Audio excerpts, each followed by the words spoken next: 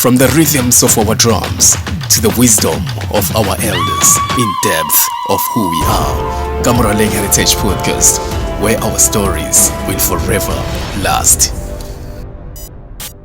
I went on to the aviation industry and got my license, but also I couldn't get a job. Then I decided to enter the beauty space.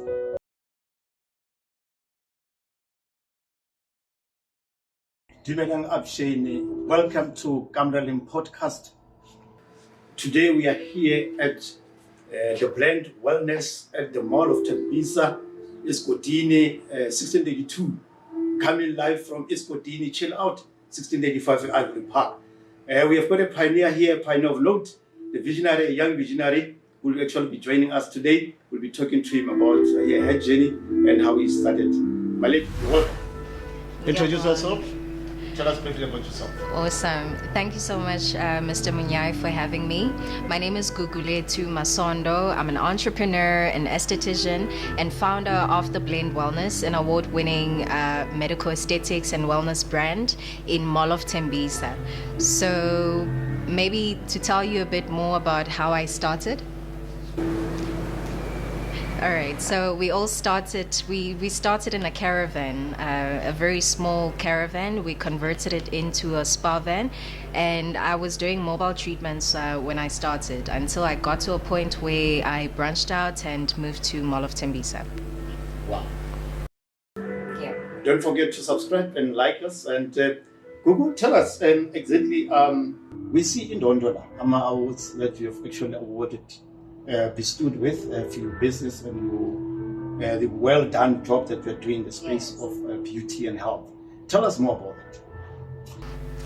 All right, so I was so honored. It was an emotional and fulfilling moment for me when I was nominated for Top Yoba Awards, you know, the Youth-Owned Brands Awards, and I was top 4.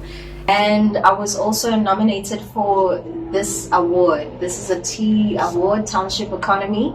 I think you know the Township Economy Awards Alliance by Bulelani Balabala, and we received a Health and Wellness Award. And this is our Woman of Honor by SASP. So we're not just a medical aesthetics acclaimed spa. We people that are regulated, and we're very respected in the industry, because this is one of the boards in South Africa where you have to be registered in. You can't just practice injections and not be regulated. So yeah, and that's the certificate as a finalist. That's my SUPS accreditation certificate. Wow. Yeah. This is wonderful. Don't forget to subscribe and like us. And we are still sitting here with Mrs. Gugu here. And we are learning about the health and the beauty. Tell us exactly your business journey and how it all started. You mentioned about the caravan and all that. Can you actually unpack that? All right, no problem. I have all the time today. So how I actually started, after matric, I enrolled at a university to study biomedicine. I can say that academically and talented and gifted in terms of I'm streetwise and book smart. Let me just put it plainly like that. And I couldn't complete my degree. I then went on to the aviation industry and got my license, but also I couldn't get a job. Then I decided to enter the beauty space. So you know, in the beauty industry has a lot of unpacking. We are a bit behind compared to other countries in the world. So I got my diploma, but I thought it wasn't enough, and I went on to just study how other esteemed entrepreneurs have made it. Big brands in the spa space, like maybe I can name a few. So Bay, who I've went there to just do my hours, because you need to do experiential hours before you graduate. This is a field where you need to really work on your hands and be able to master all the treatments, you know. So from there on, I thought, how about maybe I can just try to register my business. This was 2017. Then 2018, I just started to do mobile treatments whilst I was still at school. So after school, I would do mobile treatments. Then I got introduced to the industry. I'm doing experiential hours, so I've got experience before I even graduate, which is something most young people struggle with. After getting your paper, you don't have experience, and now you don't have an opportunity to work in a place where you've always dreamt of. So I had all of those skills before I could graduate. Then after graduating, I thought, let me just take this on. I'm young, I'm passionate. But passion doesn't pay the bills, but we'll get there. I'm young, I'm passionate, I'm talented, I like what I'm doing, so let me just register the Blend Wellness and see how it goes. So it wasn't all shiny, it was all ugly. But then obviously you start ugly, then you get to where God has destined you to go. Well, like you start ugly, but you better. Along the way, you'll actually improve along the way. You learn all from the best. Don't forget to subscribe and like. Tell us exactly about what are the key principles of your business that upholds your business. Okay. Yeah. So the key principles in my business, I would say innovation, and also being a niche in the township, because we're one of the first medical aesthetics in Thembisa. We're one of the first to bring esteemed brands such as Dermalogica, DMK, Paramedical, Skincare, all these injections that we do. We're one of the first to bring that, and everyone that comes inside the mall and comes to our shop is amazed by bringing the center of things into the township, which is brilliant. So that's one of the key elements in my business. We don't exist without innovation. Also excellence. We strive for excellence, not popularity. So we don't follow trends, we set them. Yeah, so that's one of the things that makes us different. Wow. Yeah. That's wonderful to hear from the expert in the beauty and health. And then tell us, what role has the innovation played in the evolution of your business? Everything.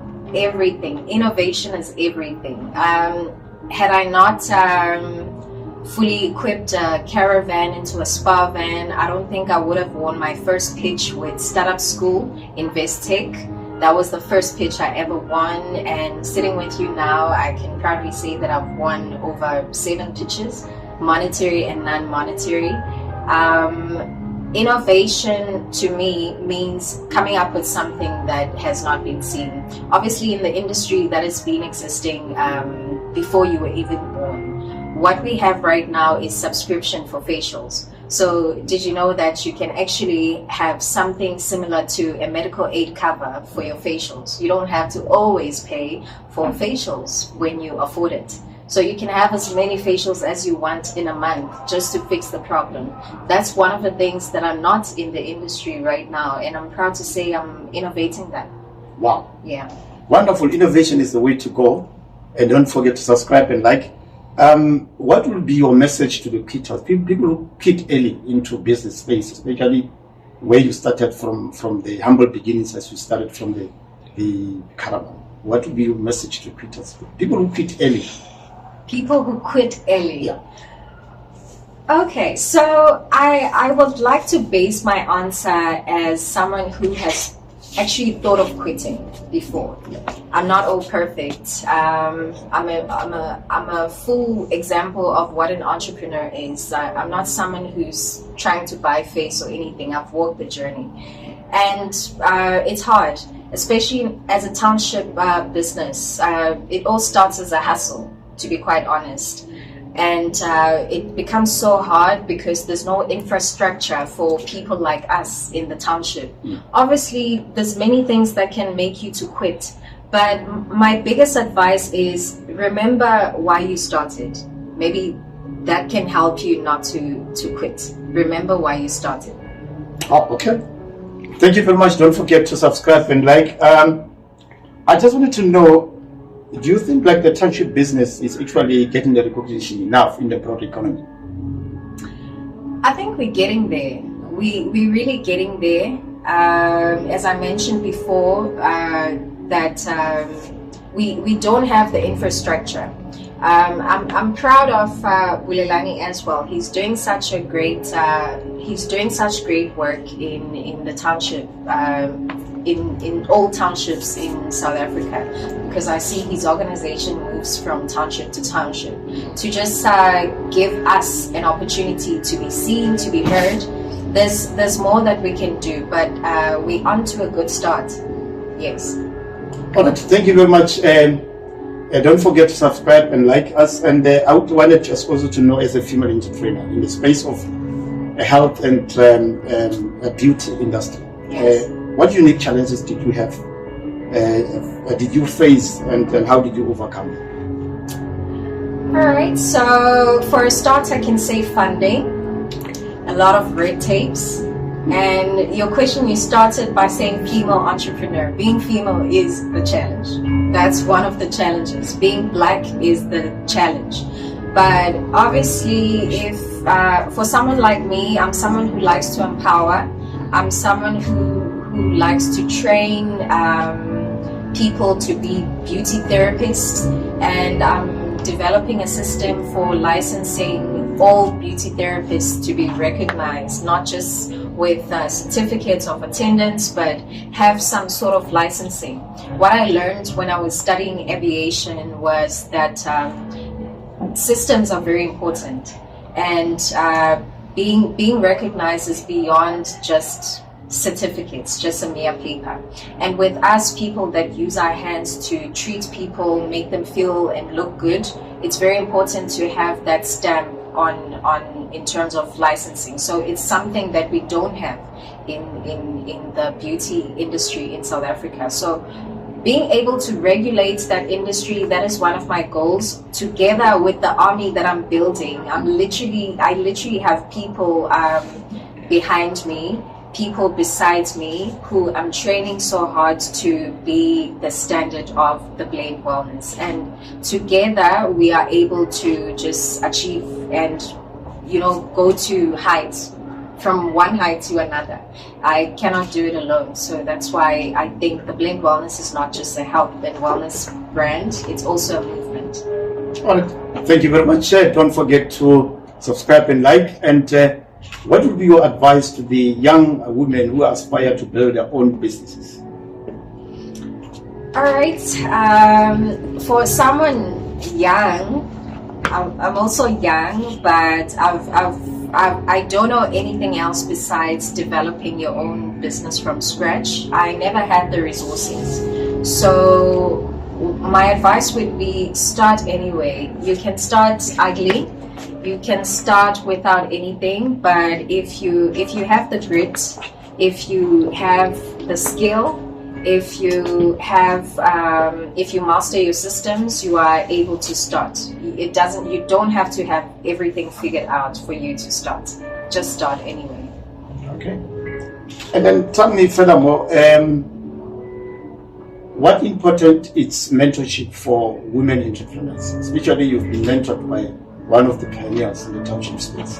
Yes, thanks for that question. The importance of mentorship, I can say it's extremely important. If I didn't get mentorship from one of the pioneers, Umaswane, if I didn't get mentorship from the Grace Michelle Trust, who I'm also now a master mentor, I'm mentoring other young entrepreneurs. If I never had that as foundation, I think it could have taken me more time to get to where I am now. So having a mentor, having mentorship, it's very important. I cannot stress it enough. You don't know everything. There's people who have walked the path before you were even born, as I mentioned previously. So learning from those people, that's very important. It's very important. Okay. Tell us, and what is your next big goal in this industry? Okay. My next audacious, big, scary goal in this industry would be licensing the professionals in the industry. There's a lot of unregulated courses in the industry. There's a lot of courses that are also undergoing deregistration. There's a lot of qualifications that don't even meet the national benchmark. So having the licensing system, I think it's one of the most innovative ways. I have an aviation license, so no pilot can drive a plane without a license. No truck driver can drive a truck without a license. So no beauty therapist should touch a person's face or body without a license. I think, and I'm also scared because I haven't copyrighted the idea, but I've had it for so many years, and I'm just hoping that I'll get the strength to just forward to the right people in the regulation tables. We need licenses, not just certificates of attendance, not just certificates that are 6 months. The beauty industry should gain its power again. We can't let people derail or look down on beauty therapy. It's science. Beauty therapy is more than just makeup and lashes. It's science, it's anatomy, it's all these important things. We're close to doctors, and getting to being an aesthetician, I had to be a beauty therapist. I had to go through different courses and then get my my aesthetics diploma. So I think it's one of my goals, getting a licensing system in the beauty industry, and obviously I can do that with the army that I'm preparing now. Just to pick your brain, why? Because you've studied aviation. So why didn't you pursue aviation, and you just moved to beauty? Okay, so I did study aviation, got my license and everything. I did aviation medicine, and previously to aviation medicine, I also did biomedicine. But let me tell you something about God. God plans your life before you become someone who thinks you control your own life. So I could have turned out to be anything in the aviation space, but there's a reason why I entered the beauty space, and I'm not leaving without the licensing system. I think that's the reason I entered the beauty space, not to have a spa in Mall of Thembisa or innovate a caravan. It's something bigger than that.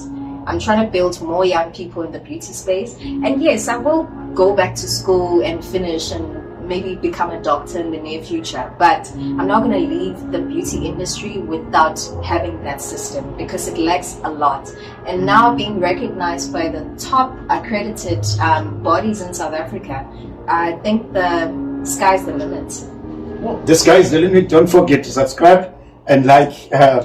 And how do you envisage the future of your beauty business in the changing environment? Can you repeat the question? Okay, how do you envisage the future of your beauty business in the changing environment? Okay, so I envision the beauty business. Okay, so probably have a lot of franchises. I have the Blend Institute as well. The Blend Institute is e-books which I handcraft and create and put online for people at school to just purchase. It's we are beauty therapists and beauty professionals are people that are more of visionaries, you know. We don't only focus on reading and stuff. We want to be practical on things. So the ebooks that I also sell online are one of the ways to say, no, let's try to institutionalize the Blend Wellness. So one of my goals is to just have a lot of franchises, not just be in one of Thembisa. We are living heritage. Don't forget to subscribe and like. I can hear that the heritage is there in Henderson. Well, we are actually going through then what legacy do you hope to leave behind with this institution? Yeah. All right, that should be one of the toughest questions about legacy, because I never. One of the books I read, Oprah, When Oprah came to South Africa and she opened her school, Maya Angelou said to her, you would never know the legacy that you will leave behind, because it can be someone you touch. That's a legacy. It can be some community you try to build. That can be a legacy. So I can never have the right answer as to what legacy I want to leave behind. But all of the work, if it touches people, if it builds a community, maybe having that movement is my legacy. Oh, okay. Don't forget to subscribe and like. When we come to the conclusion of our discussion today with this very interesting topics with a young visionary lady, I would wanted her just to tell us where can the people find her, and then before we can wrap up the show. Okay, so The Blend Wellness is on all social media platforms as The Blend Wellness. You can search it on Facebook, Instagram, as well as TikTok and Twitter. We are also online, so we have a website where you can book any treatment you want. We've got treatments with their prices there. You are able to just subscribe onto the Blend Institute and receive emails on a daily basis. So yeah, The Blend Wellness is everywhere. Thank you so much, Gugu, having a discussion with you today. We say have a nice Freedom Day that is coming in a few days. Bye-bye.